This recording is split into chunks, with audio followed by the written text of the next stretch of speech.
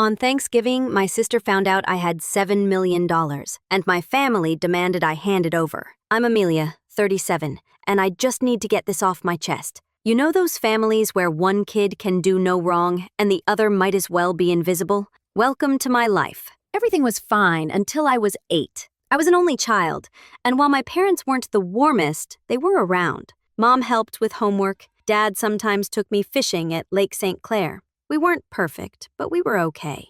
Then Sophia arrived, and everything changed. One night, Aunt Kelly showed up at 2 a.m. saying Mom was in the hospital. Sophia was coming, 2 months early. The next few days were chaos. Hospital visits, hushed conversations. Sophia was tiny, hooked up to tubes, and I wasn't allowed near her. That's when the invisible wall between my family and me went up. When they finally brought her home, our house turned into a hospital ward. Mom became obsessed with germs, industrial disinfectant, bleach everywhere. If I so much as sneezed, they sent me to Grandma Marie's or Aunt Kelly's. At first, it felt like a vacation. Then I realized I wasn't being sent to visit. I was being sent away. I became the invisible daughter. I tried everything to earn their attention. Straight A's, awards, school competitions. Nothing worked. Everything revolved around Sophia. When I was 12, I spent months practicing Bridge Over Troubled Water for the school concert. The night of the show, Sophia had a fever and no one came. 2 weeks later, the whole family showed up to her flute recital, where she barely managed to play hot cross buns. Sophia quickly learned how to manipulate everyone. My head hurts. I'm tired. I don't want to go to school. Mom would move heaven and earth for her. Meanwhile, I buried myself in books, especially art history and antique jewelry, thanks to Grandma Marie, who taught me how to catalog her costume jewelry collection. By high school, I'd become obsessively organized. No one supervised me, so I learned to manage myself. I was president of the school paper, debate team, and honor society. I won state tournaments. No one in my family showed up. I got a perfect 1600 on the SAT. When I told Mom, she barely looked up. That's nice, honey, but Sophia has a test tomorrow. They never hung up my achievement on the fridge, but they did put up Sophia's C+ with a magnet that said, "We're so proud." I applied to 15 colleges without telling anyone. Got into Harvard, Yale, Princeton, and Michigan, all with scholarships. I chose Michigan. The day I got the news, I ate instant mac and cheese while my family celebrated Sophia making the cheerleading team. After graduating with honors from the University of Michigan, I started working at an auction house in Detroit. They assigned me to catalog costume jewelry. One day, I found a brooch I thought might be real. After some digging, I learned it was worth $33,000. From then on, they had me authenticate high-value pieces, and I started to shine. Years later, I identified a French jewel lost since World War II. My boss told me, "Amelia, you're wasting your talent here. You should start your own company." So I did. With my savings and a small loan, I opened a tiny office above a Chinese restaurant. Slept little, worked non-stop. But soon my reputation grew. Clients, collectors, lawyers started coming directly to me. Within 2 years, I hired my first employee, Jenny, who now runs authentication. 5 years later, I had offices in Detroit, Chicago, and New York. I was earning millions, but my family still thought I worked at a little antique shop. Still, the family charade continued. Every Sunday, I went to dinner with them, playing along, simple clothes, modest stories. While Sophia flaunted her Michael Kors watch, I wore a 6-figure Patek Philippe. In secret, I sent them $5,000 a month, later $7,000, to help with debts. They thought the money came from Aunt Kelly or Sophia. Sophia spent lavishly, handbags, vacations, luxuries. My parents praised her while seeing me as the generous sister living off ramen. Then came Thanksgiving. I'd ordered dinner from a high-end catering service. While checking an auction on my laptop, Sophia walked into my room, looking for a charger. She saw the screen. Balance, $7.4 million. She ran to the dining room screaming, "Amelia's rich!" Silence. Mom laughed, disbelieving. "Don't be ridiculous. Amelia works at that little shop." I took a deep breath and said, "Actually, I own one of the largest jewelry authentication firms in the country." Chaos erupted. Mom exploded. "You've got millions while we're struggling." I said, "I've been sending you $7,000 every month." She yelled, "While you're sitting on millions? Your sister has student loans." Dad called me selfish. Sophia cried. I lost it. Selfish? You ignored me my whole life. You missed my awards, my graduations, everything. Now you're angry because I made it without you? I grabbed my bag, my laptop, and left. That night, Sophia posted on Facebook that her millionaire sister betrayed the family. Days later, I got dozens of calls, texts, emails. My parents and Sophia showed up at my office demanding their fair share. They wanted millions for a fresh start and a house in Florida. I cut off payments and had security escort them out. After more harassment, my lawyer sent them a cease and desist letter. The only one who supported me was Grandma Marie. Good for you, Amelia. It's about time someone in this family succeeded on her own merit. 6 months later, I live in a new home, safe and at peace. My company's thriving. Ironically, the drama brought in even more wealthy clients. Sophia still posts passive-aggressive things about selfish sisters and is trying to start her own authentication firm. My parents claim they never wanted my money and say they're praying for my soul. For the first time in my life, I'm free. I no longer fund the Sophia show. My therapist says I've finally set healthy boundaries. I say I'm finally living authentically. And Sophia, if you're reading this, that Cartier bracelet in your latest Instagram post, it's fake. Just saying. Story 2.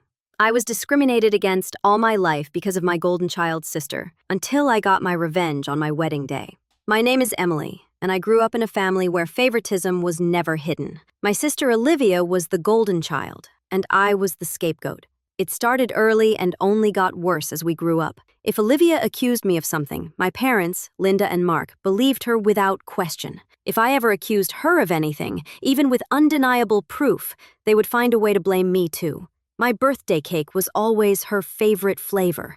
My parents pretended they did not know I hated it. They always bought her more presents, more clothes, and took us wherever she wanted to go, even if it was supposed to be my special day. Olivia was spoiled, and I was her punching bag.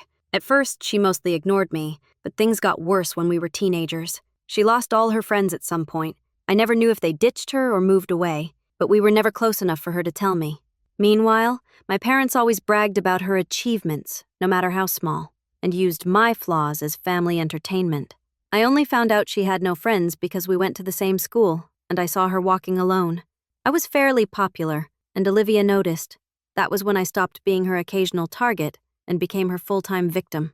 She began accusing me of ridiculous things. My parents would stop me from hanging out with my friends using excuses like, "Olivia says they are not good people," or, "Why can't you be like your sister and enjoy family time?" The only reason I stayed sane was because of my extended family. My cousins and I were close, and they lived nearby. At one family gathering, one of them invited me somewhere, and I said, sadly, "I'm not allowed to go anywhere." When they asked why, I answered honestly, "Because I'm not allowed to have friends, since Olivia doesn't have any." That got back to the adults, and apparently my relatives scolded my parents harshly. Later, my parents punished me for lying and grounded me for a month. But after that, they gave me a little more freedom. Honestly, it was worth it. Olivia eventually changed schools. I guess the humiliation of the family knowing she was friendless was too much. My parents immediately agreed to transfer her, even though the new school cost more. She made new friends there, but she never went back to ignoring me. She had felt the power of controlling me, and she liked it. Her new friends would come over and bully me, and my parents would call it light teasing. I never invited anyone to our house because Olivia would accuse my friends of stealing, and my parents always believed her. I became closer to my cousins instead, because my parents never dared to treat family the same way they treated me. When I got my first boyfriend, I did not want to bring him home, but my parents insisted. At one point during a visit, he came to find me and told me that Olivia was flirting with him. She was wearing skimpy clothes, batting her eyelashes, and talking badly about me while praising herself. He was uncomfortable and left to find me. Of course, Olivia told a completely different story. She said my boyfriend had flirted with her, but that she refused him because she would never do that to me. Guess who my parents believed? They forbade me from seeing him again. I did try to continue dating him in secret, but it was hard, and eventually the relationship ended. Later, when I had another boyfriend, the same thing happened. Olivia hit on him. He refused, and she told our parents the opposite. Again, they believed her. They even said I had bad judgment when it came to people and used that as proof that Olivia was more mature. The double standards never stopped. Olivia had more spending money, lighter curfews, and more freedom. When I complained, my parents said, "She's older." But when I reached her age, I still had the same restrictions. When I pointed that out, they claimed they had never said that, or that I was less trustworthy. When Olivia got a B at school, it was a big celebration. When I got straight A's, my parents said there was nothing to celebrate, because I always did well anyway. When Olivia graduated, she got accepted to a mediocre college with no scholarship. My parents promised to pay for everything and made a huge deal out of it. I was secretly relieved that she would move out, but things did not get easier. Every time she came home, stuff went missing from my room, or she would cause problems just to make my life harder. A year later, when it was time for me to graduate, my mother told me that since they were paying for Olivia's college, there was no money left for mine. She said I should start working after high school and maybe go to college after Olivia graduated, if they could afford it by then. She also said that if I decided to stay at home, I would have to pay rent and part of the bills.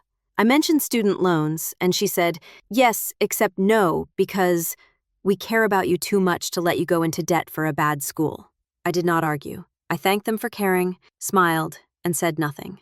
The truth is, I had expected this. I knew they would find an excuse not to pay for my education, so I had been preparing. I studied hard, I focused on grades, and I applied for scholarships. Eventually, I earned a full scholarship to a good college. It was not Ivy League, but it was respectable and, most importantly, fully paid for. I announced it on social media the same day I told my parents, thanking them in the post so they could not publicly oppose it. At first, they pretended to be proud. Then, after Olivia talked to them, they changed their tone. They asked if I was sure I wanted to go, warning me that Olivia was struggling even though she was smarter, and that I might fail. I ignored them and went anyway. College saved me. I finally started feeling happy. I still visited during holidays, but since they refused to pay for anything, I used money issues as an excuse to stay away. Olivia eventually dropped out of college and moved back home. She did not pay rent, but my parents said it's different with her. She got a job at the same company as my mom, obviously, because Linda helped her. Around this time, I met James, who would later become my husband. James is the kind of person who does not let people walk all over him. If someone insults him, he replies instantly and sharply. He's smart, confident, and protective. I, on the other hand, was the opposite. Shy, quiet, and afraid of confrontation after years of being treated like I did not matter. We balanced each other perfectly. When James and I decided to get married, we agreed to keep the ceremony simple so we could spend more on our honeymoon in Europe. Since my family was in my hometown, we decided to hold the wedding there. We sent out the engagement announcement and the save the date. That was when my parents demanded to meet James. I hesitated, but James was excited. He secretly bought a small recorder to document whatever nonsense they would say. He came back from the meeting grinning. "Emily," he said, "you won't believe what they asked for." My parents and Olivia told James that they were willing to pay for our wedding, but only if Olivia could walk down the aisle first, in a wedding dress, before me. Their excuse was that it wasn't right for a younger sister to get married first, and that Olivia deserved the experience of walking down the aisle and taking photos as if it were her wedding. James said his brain froze. He wanted to unleash a storm of insults, but instead, he played along. He told them he needed to think about it and left. When he told me what happened, I was speechless. Even after everything, I never thought they would go that far. Instead of getting sad, James and I decided to get creative. We came up with a plan that was part revenge, part protection. James went back to my parents and said that while I might not agree, he personally did not see a problem. He pretended to be understanding and said that since I hated conflict, surprising me during the ceremony might actually work. I would be too shocked to react. He told them we should keep it secret from me and avoid texting about it, using their own paranoia against them. They agreed instantly. From that point on, my parents and Olivia thought they were tricking us, but we were actually tricking them. Whenever my parents insisted on paying for better options, James manipulated the situation perfectly. For example, when we chose the menu, we pretended to pick the cheaper option. Then James would take Olivia there, sigh, and say, "Too bad we can't afford the better one." Predictably, Olivia would demand that our parents upgrade everything. They paid for the most expensive food, the best flowers, the priciest photographer, all thinking they were in control. When it came to the dress, my mom tried to force me into one I hated. James told them he'd take care of it. Olivia even suggested ruining my chosen dress so I would have to wear the one they wanted. He pretended to agree. Meanwhile, he and I communicated everything privately. We also hired security for the wedding, with one special instruction: do not let Olivia in. Our parents and guests arrived first. They only saw a woman checking names at the door. The real security guard came out later, a tall man who looked like a professional bodyguard. When Olivia arrived in her white wedding dress, the guard stopped her and said, "Sorry, ma'am, there's already a bride inside. You must be at the wrong venue." She panicked and called my dad. My dad tried threatening the guard with the police. The guard calmly said, "Go ahead, sir. I work for the bride and groom." My dad realized he had no power there. Meanwhile, inside the hall, my dad had been waiting at the entrance to walk me down the aisle. His phone rang. It was Olivia, and he suddenly muttered something like, "Something came up," and walked out. Everyone gasped. My friend, who was part of our plan, loudly asked, "What happened? What did he mean it's not supposed to be you?" Everyone heard. She ran outside, pretending to check, while actually causing chaos. My mother followed. My husband's father quickly came forward and offered me his arm. I smiled, held back tears, and walked down the aisle as whispers filled the room. We got married peacefully. My parents never came back inside. Later, people told us what happened outside. Olivia had thrown a full tantrum, crying, screaming, sitting on the ground in her wedding dress, kicking her legs like a child. My father tried to drag her up while my mother begged the staff to let her in. Other guests saw the scene and began shouting at my parents, disgusted. When James went outside, they accused him of lying to them. He played innocent and said, "Why would I ever agree to something so messed up?" They had no proof, because we made sure everything was verbal. People were horrified. My parents were humiliated. Olivia was sobbing uncontrollably. Eventually, they were told to leave. Inside, the rest of us had a wonderful time. James and I laughed, danced, and enjoyed the food they had paid for. After the wedding, my parents and Olivia tried to contact me, but James told me not to answer. We documented all their messages. Olivia sent me a long, unhinged message blaming me for her humiliation, calling James a two-faced snake who had fooled them, and even accusing him of cheating on me with her. James took screenshots of everything and sent them to our extended family group chat, including proof that they had harassed us. He played the victim perfectly, saying, "Please help us. We are being harassed by her family who already tried to ruin our wedding." The family sided with us immediately. Since then, they've left us alone. People often ask why my parents treated me so differently. I have thought about it my entire life. My theory is that Olivia was planned. She was their miracle baby after years of trying, while I was an accident that came too soon.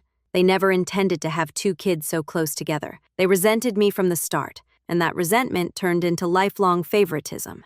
But in the end, their plan to humiliate me at my own wedding backfired spectacularly. For once in my life, they tried to ruin something meaningful to me, and failed. And the best part is that they paid for everything.